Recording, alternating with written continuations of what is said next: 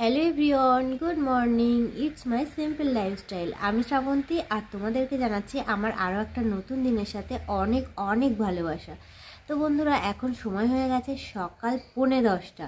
আর তোমাদের দাদাভাই সবেমাত্র বেরোলো, মানে আজকে একটু লেট করেই বেরোলো আর কি। তো আজকে রান্নাবান্নারও তেমন একটা চাপ ছিল না, জানো তো, কারণ আজকে দুপুরে আমার আর ছেলের নিমন্ত্রণ রয়েছে। মানে আজকের দিনে আমাদের দুটো নিমন্ত্রণ রয়েছে। একটা হচ্ছে তোমার সাধের নিমন্ত্রণ রয়েছে, সেটা হচ্ছে আমার আর ছেলের। আর একটা হচ্ছে শ্রাদ্ধ বাড়ির নিমন্ত্রণ রয়েছে, সেটা হচ্ছে আমাদের সব বার। এবার তোমাদের দাদাভাই যেহেতু দুপুরে বাড়ি থাকবে না, তো চলেই গেল, আর আসবে তো সেই রাতে। তো ভাবছি যে ওই সাধের বাড়িতেই যাব আর কি। আর এক পাড়ার মধ্যেই, জানো তো, সেই দুটো অনুষ্ঠান একদম পাশাপাশি বাড়ি। ঠিক আছে, তো মানে ভীষণ অসুবিধা, মানে এর বাড়িতে গেলে ও রাগ করবে, ওর বাড়িতে গেলে এ রাগ করবে, এরকম একটা ব্যাপার। তো যাই হোক, কিছু করার নেই, একদিনে দুটো অনুষ্ঠান, কে কোন দিকে যাবে বলো। তো আমরা ওই সাধের বাড়িতেই যাব। তার জন্য আজকে আর বেশি কিছু রান্না করিনি, মানে সকালবেলা আলু সিদ্ধ ভাত করেছি, আর একটুখানি বেগুন ভাজা করেছি, আর হচ্ছে পালং শাক রান্না করেছি। তো তোমাদের দাদাভাইকে রুটি করে দিলাম, রুটির সাথে পালং শাক দিয়ে দিলাম। পালং শাকটা তো সবজি দিয়ে করা হয়, তো পালং শাক দিয়ে রুটি দিয়ে দিলাম। আর হচ্ছে ডাল ছিল, কালকে ডাল করেছিলাম, সেই ডাল সিদ্ধ ছিল আর কি। তো সেটা দিয়ে আলু সিদ্ধ দিয়ে আর বেগুন ভাজা দিয়ে তোমাদের দাদাভাই খেয়ে গেল। আর আমাদের জন্যও রয়েছে ওগুলোই।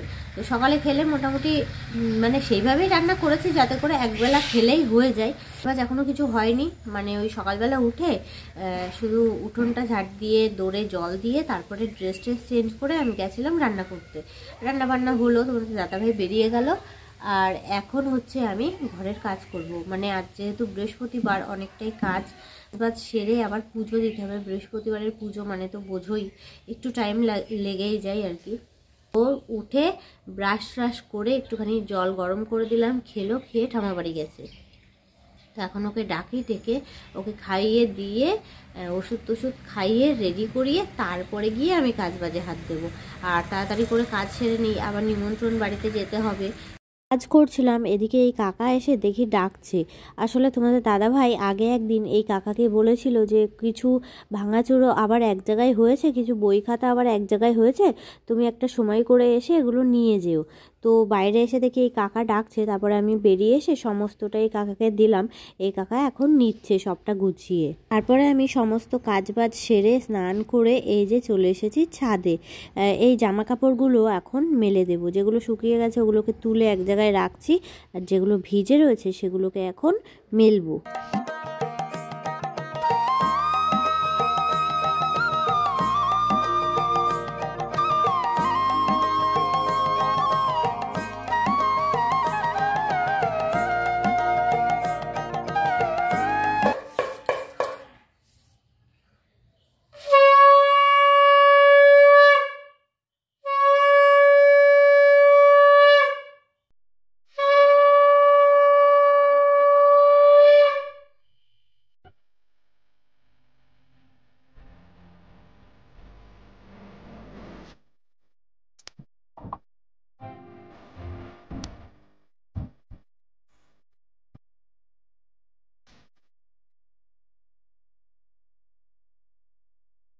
তো বন্ধুরা, অনেকটা সময় পর তোমাদের সামনে এলাম। তো তোমরা দেখতেই পেলে আমি পুজো দিচ্ছিলাম। তো আজ যেহেতু বৃহস্পতিবার, সকাল থেকে প্রচুর কাজ ছিল, তাছাড়া পুজো দেওয়াতেও অনেক টাইম লেগেছে। তো সবটা মিলিয়ে মিশিয়ে মানে সব কিছুই হয়ে গেছে আর কি, স্নান পুজো সবটা হয়ে গেছে। আর এইখানটাতে দেখো, এই যে শাড়ি ব্লাউজ সায়া সবটা, এই যে শাড়ি ব্লাউজ সায়া সবটা এক জায়গায় করে রেখেছি, ঠিক আছে, যাব বলে। আর এইখানটাতে গিফটটা প্যাক করে রেখেছি, এই যে এই ব্যাগটা বাড়িতেই ছিল, ঠিক আছে। তো এখানটাতে গিফট আছে, আর ওখানে সবটা রেডি, জাস্ট গোছালেই হবে। যাদের সাথে যাব আমি আর কি, তারা এখনও রেডি না, কেউ স্নান করছে, কেউ রান্না করছে। তো যার কারণে একটু বাদেই যাব আর কি, একটু পরেই আমি রেডি হব। তো গাইস, ফাইনালি আমি একদম রেডি। তো এই হচ্ছে আমার সাজগোজ, এই দেখো লাল কালারের শাড়ি প্লাস এই যে, আর এই ব্লাউজটা আমার মা আমাকে দিয়েছিল। তো যাই হোক, এখন আমরা যাব, ঠিক আছে। আর ছেলে ওদিকে ঘরে সোয়েটার পরছে। তো আমি তো রেডি, দেখতেই পাচ্ছ। তো আমাকে কেমন লাগছে অবশ্যই কমেন্টে জানিও। আর বাড়িতে তো সবসময় নাইটি পরেই তোমরা দেখো আমাকে, যেহেতু আমি ডেলি ব্লগ করি, তো সেহেতু ওই সবসময় সেজেগুজে করা তো আর সম্ভব হয়ে ওঠে না। ওই যখন যেমন থাকি তখন তেমনই দেখাই। তো যার কারণে আজকে একটু সাজগোজ করেছি, শাড়ি পরেছি, একটু সাজগুজু করেছি। তো কেমন লাগছে অবশ্যই কমেন্টে জানিও। তো দেখো আমার সোনা বাবাও একদম রেডি, ঠিক আছে।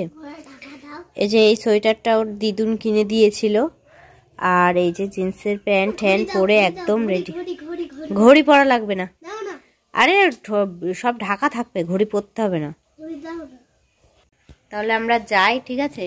এই যে দুজনে সাতবাড়ি থেকে ঘুরে আসি, মানে খাওয়া দাওয়া করে আসি আর কি, মেনলি যার জন্য যাওয়া আর কি।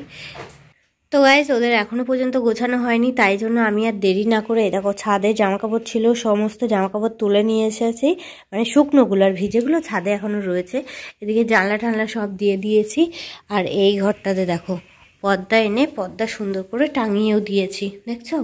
আর জানলা টানলা সবটা বন্ধ করে দিয়েছি, ঠিক আছে। বসে না থেকে সময়টাকে কাজে লাগিয়ে নিলাম।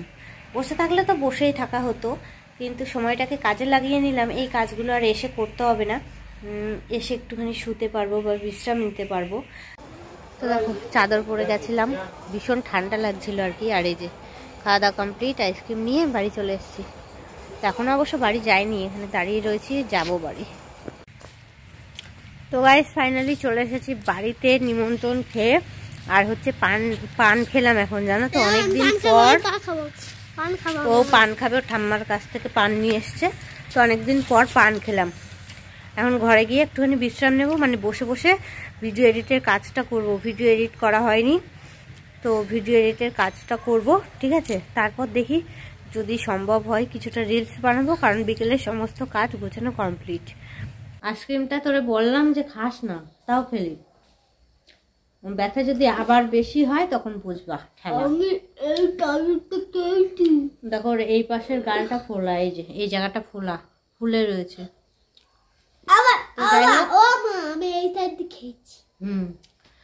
তো যাই হোক, বাড়িতে তো চলেই এলাম, এখন বসে বসে ভিডিও এডিটের কাজটা করব। গুড ইভিনিং বন্ধুরা, এখন সময় হচ্ছে 8:30। তো ছেলে পড়ছিল, এই দেখো বই খাতা পাতানো, তো ওকে একটুখানি পড়াতে বসিয়েছিলাম আর কি। তো ও পড়ে ঠরে একটু ঠাম্মা বাড়ি গেল, আর তোমাদের দাদাভাই এখনো তো বাড়িতে আসেনি, বাড়ি আসতে ওই 9:30 বেজে যাবে আর কি। তো যাই হোক, রাত্রে কটা ভাত করতে হবে, তবে ওই আলু সিদ্ধ ভাতটা করবো, জানো তো। ভেবেছিলাম ফেনা ভাত করব, কিন্তু ফেনা ভাত করলে না তেল দিয়ে ভালো লাগে না ফেনা ভাত, আর বাড়িতে একটুও ঘি নেই। তো যার কারণে ভাবছি ফেনা ভাত আর করবো না, ওই এমনি ডাল সিদ্ধ আলু সিদ্ধ ভাত করব আর কি। তো এই তো চলো আজকের মতো ভিডিওটা এখানেই শেষ করছি। ভিডিওটা ভালো লাগলে অবশ্যই লাইক করে দিও, কমেন্ট করে দিও, আর আমার এই ছোট্ট চ্যানেলটাকে সাবস্ক্রাইব করে বেল বাটনটা অল করে দিও, যাতে করে আমার চ্যানেলে ভিডিও আপলোড হওয়ার সাথে সাথেই তোমার কাছে নোটিফিকেশান চলে যায়। আজ তবে এইটুকু থাক, বাকি কথা কাল হবে।